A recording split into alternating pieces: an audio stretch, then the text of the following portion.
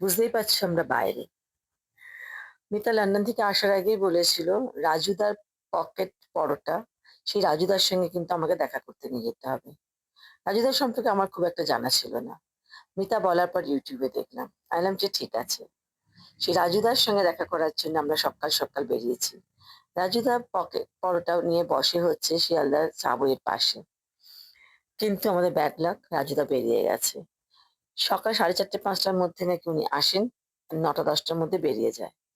তাই আমি তাকে বললাম ঠিক আছে পরের দিন আবার আসবো। তারপর এলাম নিউ মার্কেটে।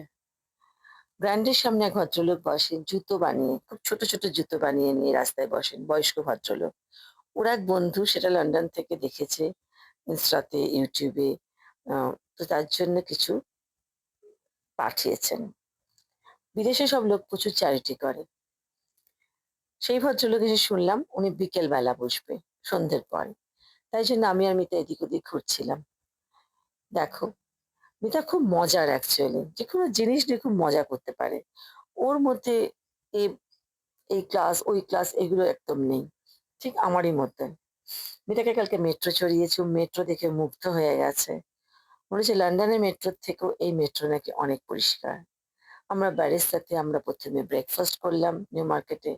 তারপরে ফ্রুট জুস কেনা হলো আয়ানের জন্য। তারপর আমরা দুজন সিটি সেন্টার এলাম মেট্রো করে ধর্মতলা থেকে। তারপর সিটি সেন্টারে এসে আমরা আবার চা খেলাম, চা নিয়ে আড্ডা মারলাম। কালকে ছিল আমার অফ ডে। সেখানে পুরো দিনটাকে আমাদের ইউটিলাইজ করতে হবে। তারপর আমরা ফিরে এলাম। দারুণ কেটেছে দিনটা।